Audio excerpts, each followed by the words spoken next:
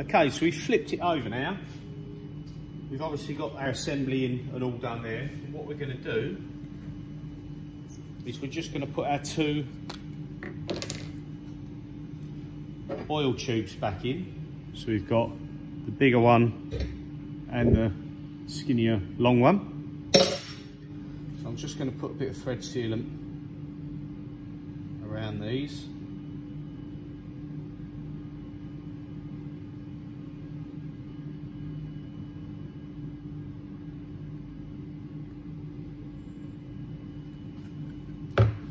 And then they're quite thick tubes, so you may think it's barbaric, but you can use a pair of grips on them. They haven't got to be tight, but you can use the grips to just nip them up. So you haven't got to go crazy tight, but you don't want them to be loose.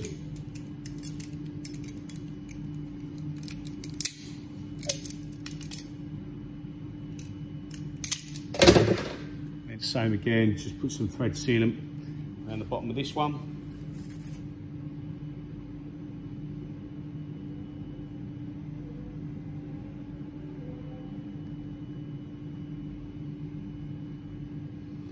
I'm putting a fair bit in because I don't want these weeping and leaking oil everywhere.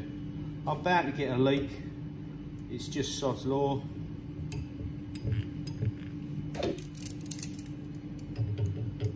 Always happens.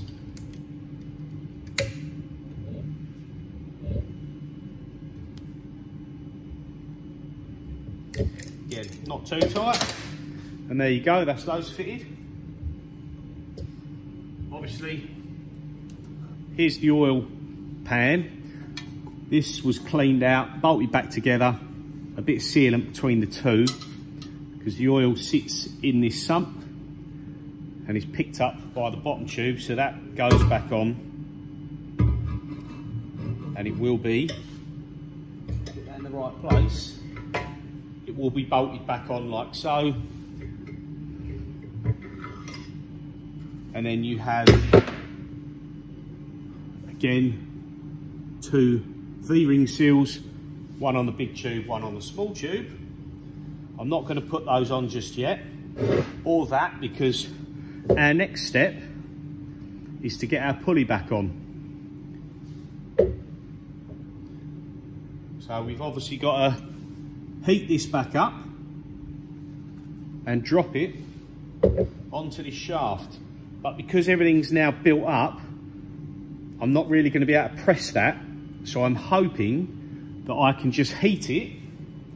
I'll get my welding gloves and I'm hoping I can heat it and just drop it on and give it a tap down with a rubber mallet. So I'm going to get this positioned probably on the floor, get this positioned on the floor, get myself a nice comfortable setup so it's close enough together that I've only got a short distance to pick it up, put it on. And fingers crossed that goes smoothly. That's definitely the next step, so I'm going to get that ready and then I'll bring you back. Okay, so getting ready to put this pulley back on. So what I've done, I've sat it the correct way up, made sure that the bore is clean, and I've just stood it on a couple of bits of chunky steel there to keep it off the floor. Don't want to end up heating this table like crazy. Then we've got our gearbox here.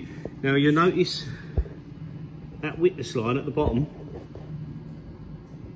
was roughly how far the pulley sat above this plate. So what I've done is I've got a couple of bits of 2mm aluminium, just put a bend in the angle so that when I drop the pulley onto there and potentially have to tap it down with a trusty copper mallet, that it's not going to sit too far. Obviously if I was to let it drop and it bottomed out against this plate, it's going to rub. So what I'll be able to do is put it on here, then I'll be able to just tap these out and get them out of the way, and it should shrink perfectly where we want it. So that is the plan. Now I'm going to put the camera in the stand over here, and then I'm going to fire up the torch and I'm going to heat it, but with the noise of the torch there may be no audio, but you'll get the gist of what I'm doing. We'll get that red hot, we'll check it with the temp gauge, because as normal, we're like 15 degrees, and obviously the shaft is 15 degrees, so not much heat in it at all. We're going to get that up to about 200, maybe 250, can't remember roughly what we are, and I'll have a go at getting it dropped on there. I'm going to use I've got some TIG welding gloves, and then I'll grab it with this like Kevlar sleeve, and I'll try and drop it over the top. So sorry if there's no audio, because you might not hear me. I will keep the microphone connected, but if it turns out no good, I'll dull it over and put a bit of music or something over the top, and let's see how this goes.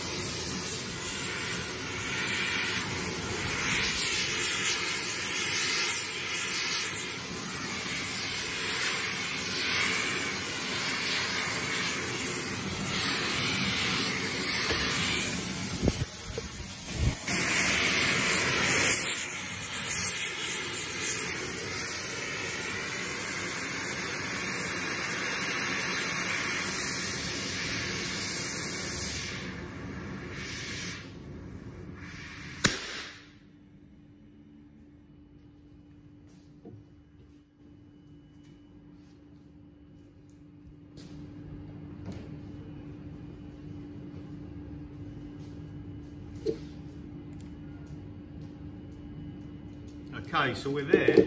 Really? So, unfortunately, the belt guide just fell off. Obviously, that expands quicker, and the heat isn't pinpointed enough.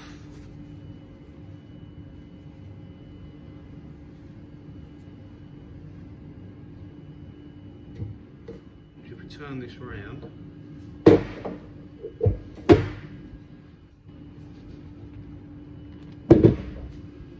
See there,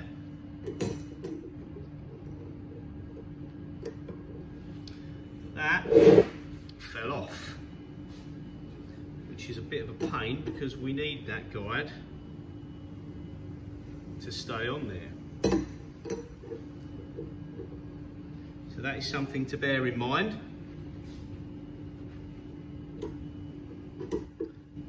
Typically, obviously being the bottom one is why it fell down. And I can't have that falling down whilst we're trying to do that. So what I'm going to do is I'm going to separately heat that and put that back on.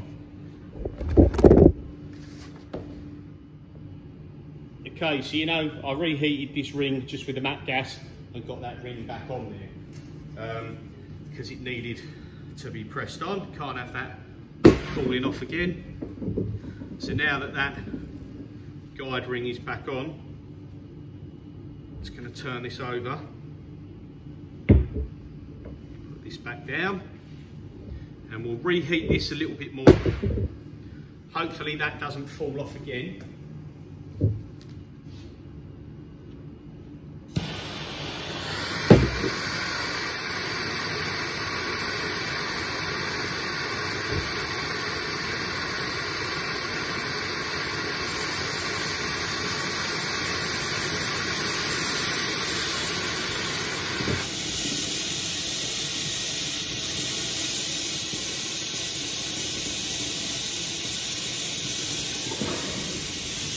Try not to go as hot this time. I'll try and concentrate the heat on the top.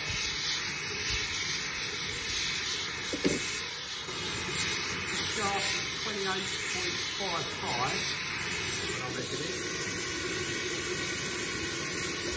28.55. And this is 28.5 before when it's cold. So it's 0.5 difference.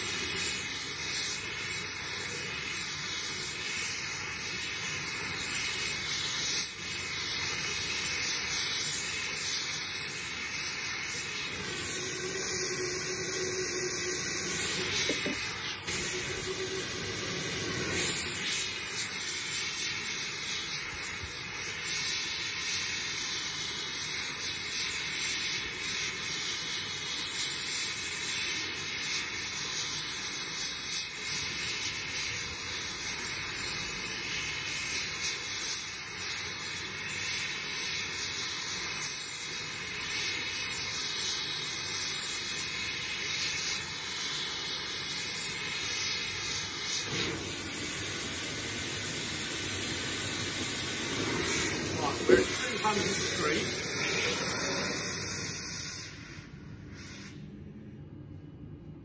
And I'm going to go with that. It's not going to cool down too quick. I know it's probably not the ideal sense, but I'm going to quickly measure that. Right, that's 28.65, so that's 0.1 bigger. So I'm hoping I can pick this up and drop it straight on.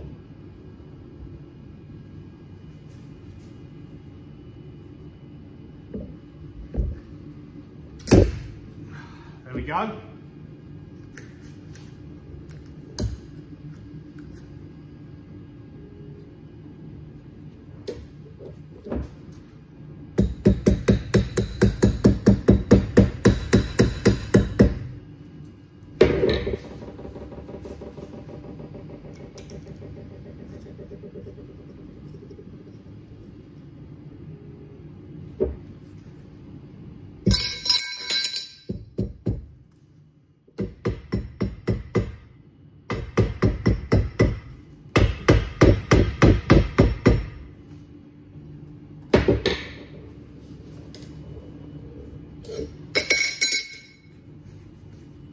Right, let's just turn these bottles off quickly before I forget.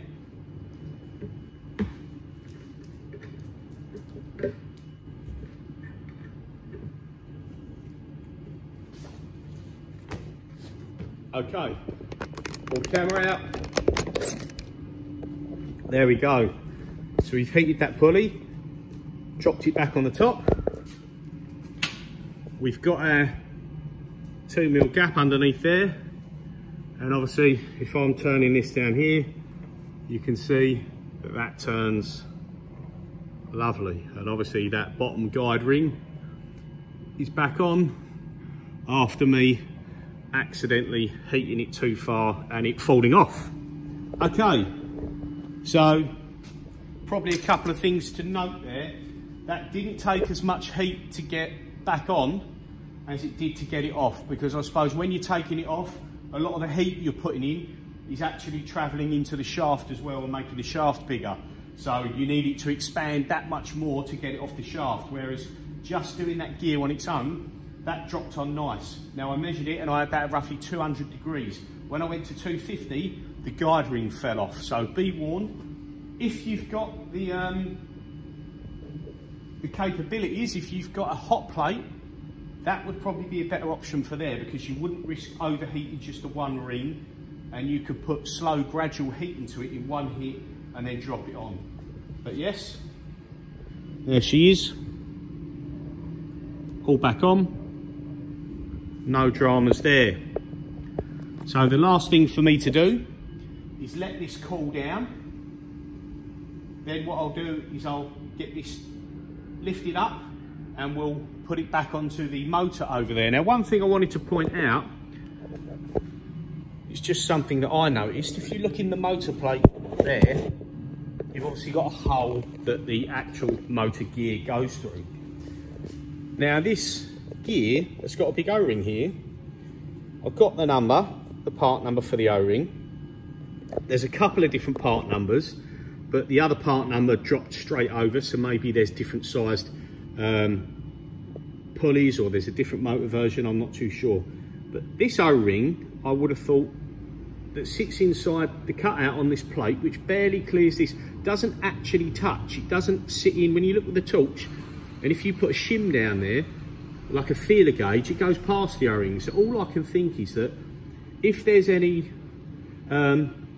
oil that will splash out of it, obviously bear in mind this is the other way up, any oil that might splash up, this O-ring's probably to just, it hasn't got to touch the edge, because there is other holes around. It's probably just to stop a lot of it, any major splashes getting past and having oil puddle up in here. So don't really see the point of that O-ring, because I've replaced it anyway, but it doesn't really do a great deal. So once this cools down, it's going to take a while for that to cool down. I'll then drop our V-ring seals on here. I can put them on, get them in position. I'll just sit them on top now, I think, so I don't forget. And then part of me is wondering whether I will, whether I'll get this back on, because if you remember, we had issues lifting it high enough to go over there. We was about a foot short. Now I'm not sure if I can shorten the straps up on the plate, etc. for the motor. Shorten the straps up on here so we can lift it higher, or whether I'm still better off. I'll say that, now I've got the tubes on. Maybe I should have put them on after, but it's nice to build it all up on the bench. Let's have a look. Well, now the tube's on, it actually only goes that much higher. So I'm going to put this back on and I'm going to get it bolted back together. So we can leave this cooling down and I can probably work on it and get that bolted on now. So let me reposition the camera and we'll get that bolted together. Okay, so before we mount the oil sump tank that I was on about, we actually need to remount our high-low switch assembly. Now, you could replace these while they're off. I've put them on the meter just to test the continuity, see if they're getting stuck or if they're okay, if they're doing what they should do, and they seem to test out fine. So normally I'd just change them anyway, but I forgot about ordering some, but I'm happy with them. So I'm going to go ahead and leave them as they are. Now, you can still fit them with these oil tubes in place, but you could potentially have done this first. So this just slides over the high-low gear shaft, and you've got 3 holes in the bracket, which takes 3 screws. So we just sit that over the top there. Take our screws.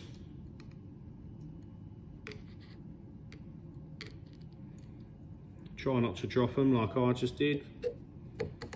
And they do have serrated washers, so you don't really need to worry about Loctite, because they shouldn't come undone.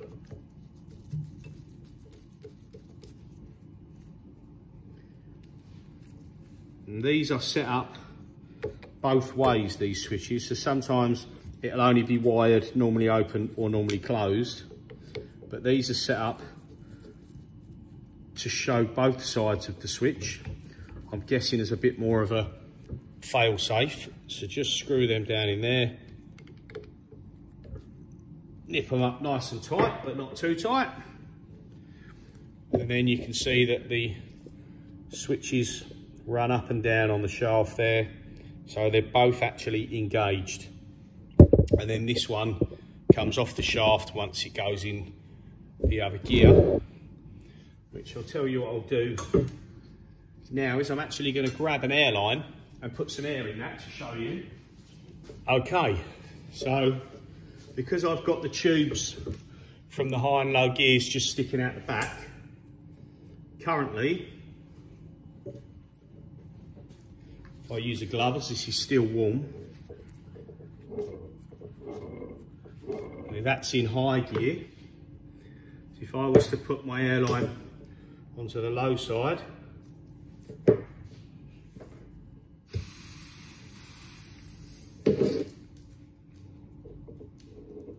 sorry, it's actually in low gear. So if I put my airline onto the high side, shall I say, we'll check it shifts. And there you go, you're on the high side. And you can see that disengages them switches. And if I put it back onto the low side,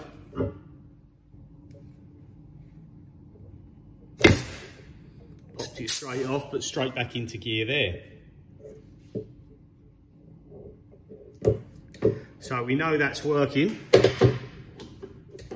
And we didn't hear air coming out of everywhere, so that's good. And you can obviously push it down there yourself to check what gear you're in.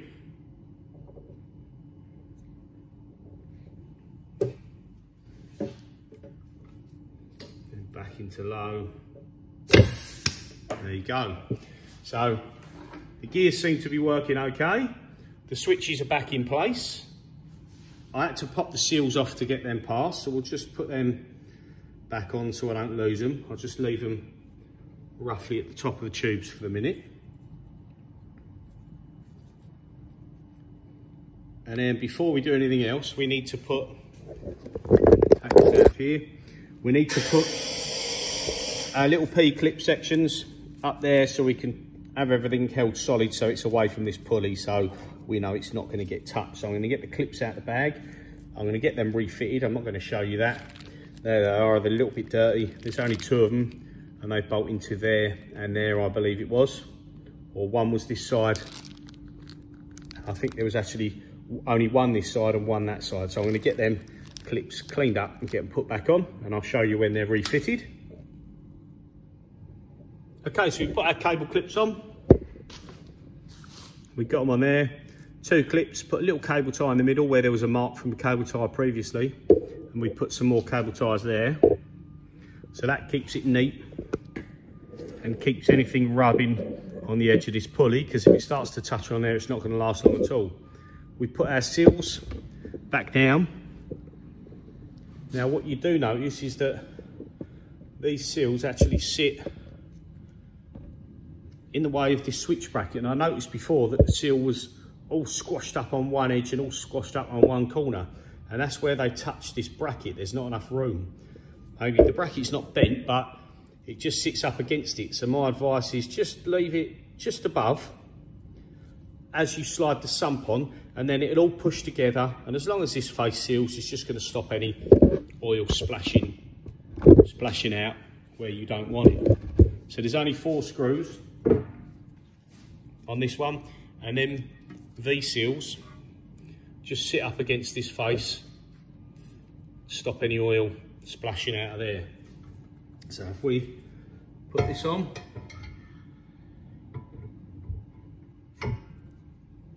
just lower it down so it sits on the seal, and then there's 4 cap heads.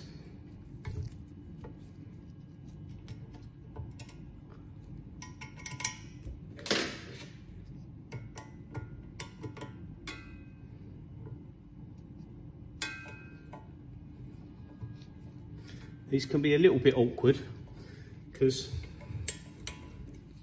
in this lower part of the bracket there's a bit of spring, so this comes out a little bit, so it's a little bit fiddly to get the first one biting in. Make sure you don't cross thread it and it's going in of its own accord. Same on the other side. The bracket is really sprung out, so I have to just move it and pull it across just while I get the first one started in there. Easier said than done.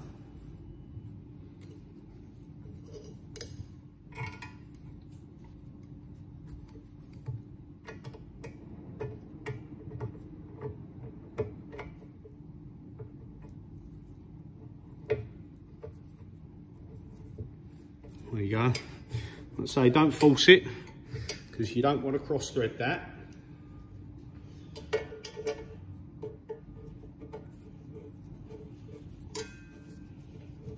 And as you're doing them up, just make sure you haven't nicked any cables or anything like that.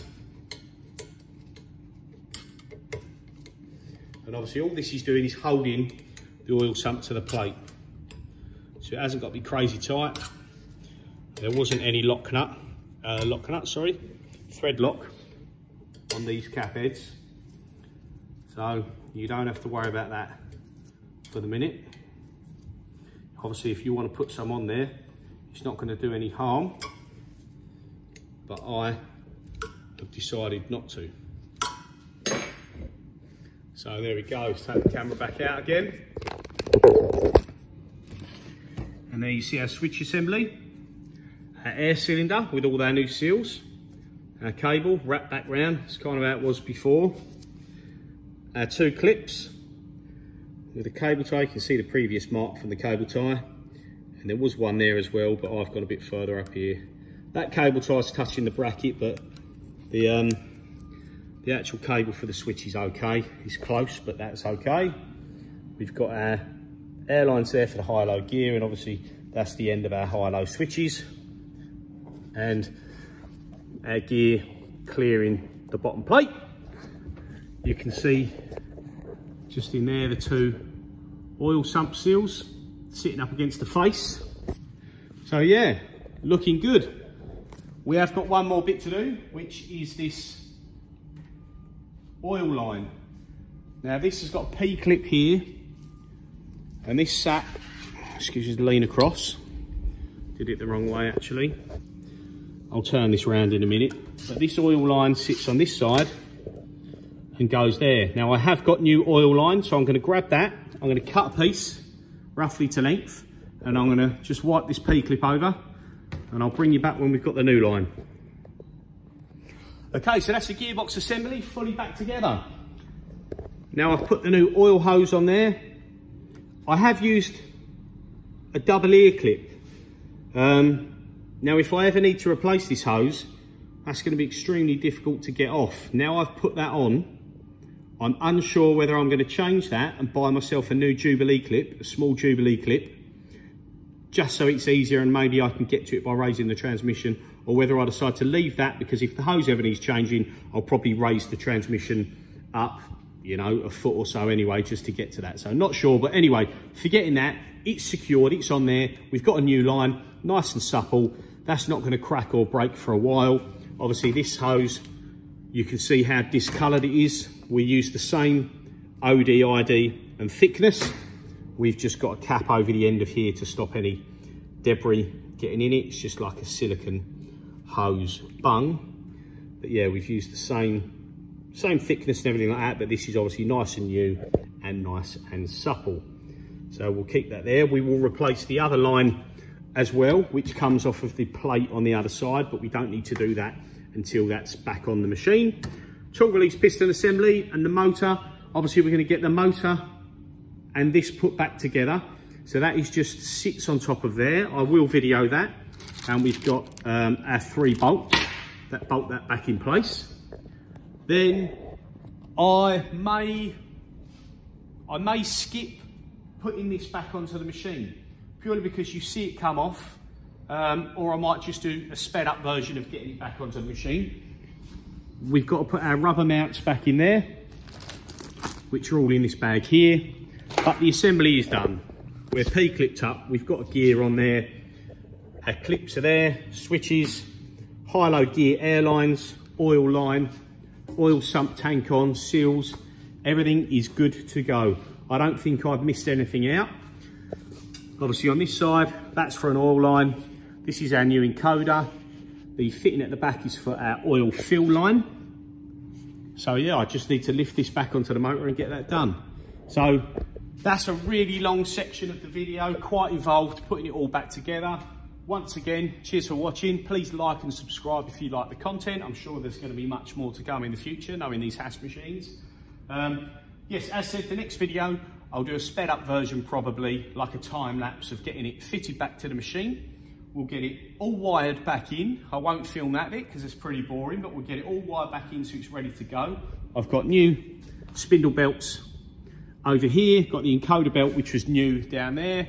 The only downside is I'm going to have to wait a couple of weeks because the vector drive on this machine went pop yesterday and started super glowing the regen unit on the top. So I've nicked the one out of the VF3 because that machine's got work to do, and we've had to nick the vector drive obviously off of this one, and it's going to be away for potentially up to 3 weeks being repaired. So unfortunately, when the motor is refitted, which I'd have liked to have been tomorrow, I'm not going to be able to immediately get it fired up and running unless I give myself some time at the weekend. Depending how pushed I am, I could take that back off of there and refit it back onto that machine to test it, but then I'd have to take it back off of there to put it back on here to crack on with my work. So I'm not too sure about that. So yes, I'll see you again for the next video. Once again, like and subscribe. Cheers for watching.